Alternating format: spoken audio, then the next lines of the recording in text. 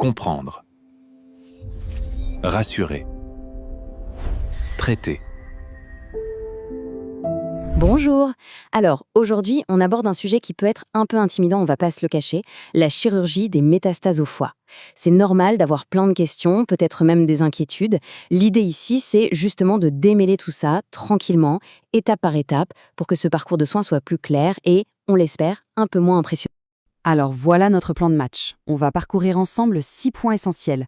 D'abord, on va s'assurer de bien comprendre le diagnostic. Ensuite, pourquoi est-ce qu'on envisage la chirurgie?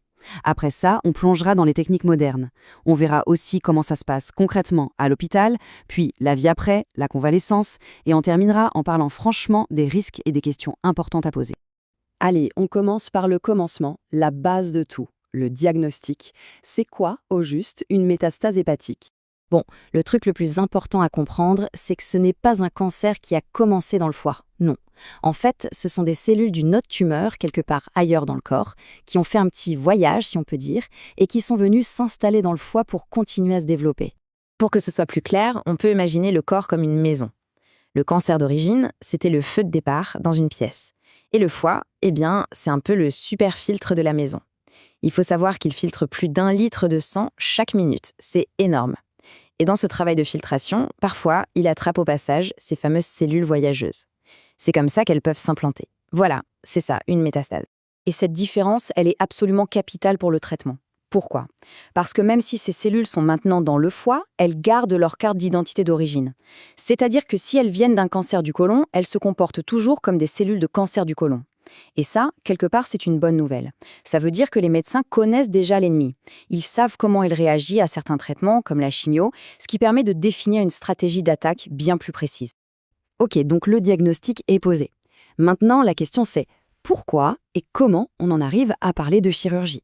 C'est important de savoir que ce n'est pas du tout automatique. C'est une décision qui est vraiment pesée au cas par cas. Pour qu'on puisse envisager une opération, il y a plusieurs cases à cocher. D'abord, bien sûr, l'état de santé général doit être assez bon. Ensuite, il faut que techniquement, on puisse enlever toutes les lésions qu'on voit. Mais le critère numéro 1, le plus important, c'est de s'assurer qu'après l'opération, il restera assez de foie sain pour que tout continue de fonctionner. C'est là toute la magie du foie. C'est un organe qui a ce pouvoir incroyable de se régénérer. Et c'est vraiment sur cette capacité qu'on va s'appuyer. Et cette décision, il faut bien comprendre que ce n'est jamais une seule personne qui la prend. Ce n'est pas le chirurgien seul dans son bureau, non. Ça se passe lors d'une réunion qu'on appelle RCP, pour Réunion de concertation pluridisciplinaire. En gros, c'est toute l'équipe médicale qui se met autour de la table, l'oncologue, le radiologue, le chirurgien. Tout le monde examine le dossier et ensemble, ils discutent pour trouver la meilleure stratégie possible, celle qui est vraiment taillée sur mesure. Bon, la décision est prise, on part sur une opération. Mais comment ça se passe en pratique? Eh bien, il faut savoir que les techniques chirurgicales ont fait des bonds de géants ces dernières années. On a maintenant des options beaucoup moins lourdes qu'avant. En gros, il y a 3 grandes façons de faire. Il y a la chirurgie ouverte, la méthode classique, avec une cicatrice plus grande. Ensuite, il y a eu une vraie révolution, la coléoscopie. Là, on passe par des tout petits trous avec une caméra. Et enfin, il y a la dernière évolution en date, la chirurgie robotique, qui est un peu la version 2.0 de la coléoscopie, poussant la précision à un niveau encore supérieur. Alors, arrêtons-nous un instant sur cette fameuse chirurgie robotique. Ça sonne un peu futuriste, n'est-ce pas? Mais concrètement, qu'est-ce que ça apporte de plus? Première chose, et c'est crucial, le robot n'opère pas tout seul. Il ne prend aucune décision. C'est un outil, une extension ultra perfectionnée du chirurgien. Le chirurgien, lui, est installé à une console un peu à l'écart, et de là, il a une vue en 3D, en haute définition, comme s'il avait la tête à l'intérieur du ventre. Le robot, lui, il va retranscrire ses gestes en annulant le moindre petit tremblement naturel. Et ces instruments sont encore plus articulés qu'un poignet humain. Tout ça, ça permet une précision millimétrique. Le but final est toujours le même, enlever uniquement ce qui est malade en gardant le maximum de foie sain. Bien. Maintenant, voyons le côté très pratique, le parcours à l'hôpital.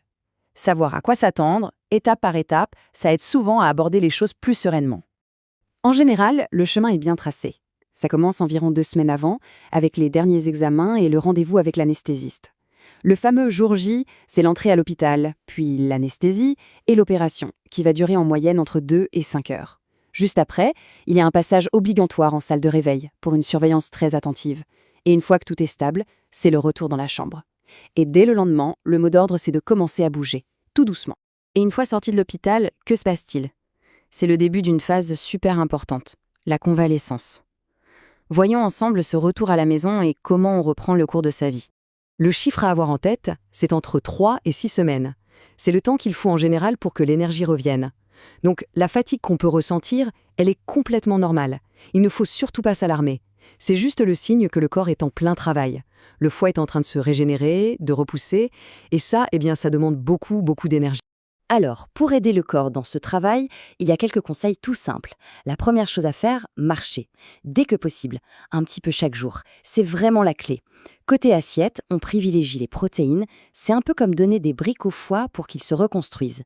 Et à l'inverse, ce qu'il faut éviter, porter des choses lourdes pendant 1 mois pour ne pas forcer. Eh bien, évidemment, 0 alcool pendant 2 à 3 mois pour laisser le foie tranquille. On arrive à la dernière partie, et pas la moins importante, les risques et les questions clés. Il faut en parler. Toute chirurgie comporte des risques, et une information transparente, ça fait partie du contrat de confiance. Alors, quels sont ces risques? Les principaux sont bien identifiés et l'équipe médicale sait comment les gérer. Il peut y avoir un saignement, mais c'est rare. Une petite fuite de bile qui souvent se règle toute seule sans avoir à réopérer. Le risque d'infection ou de phlébite qui est prévenu avec des médicaments. Et enfin, celui qui peut faire le plus peur, l'insuffisance hépatique. Il faut savoir que c'est rarissime justement parce que tout est calculé en amont pour être sûr qu'il restera assez de foie fonctionnel. Et au retour à la maison, il faut juste être attentif à certains signes. Une fièvre qui dépasse 38,5, une douleur forte que les médicaments n'arrivent pas à calmer, ou si la peau devient jaune. Mais le plus important, c'est de savoir qu'on ne sera jamais seul face à ça. Un numéro de téléphone direct est toujours donné à la sortie de l'hôpital. Au moindre doute, on appelle. Il ne faut surtout pas hésiter. Une question qui revient tout le temps, et c'est bien normal, est-ce que ça fait mal? La bonne nouvelle, c'est que sur ce point, les choses ont vraiment changé.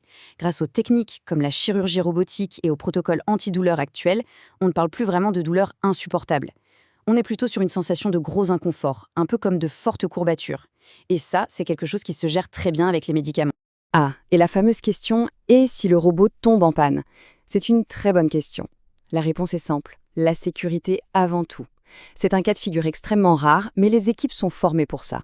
Si ça arrive, le chirurgien peut basculer immédiatement sur une technique classique, par cohélioscopie par exemple, sans que ça ne pose de problème. L'opération se poursuit, tout simplement.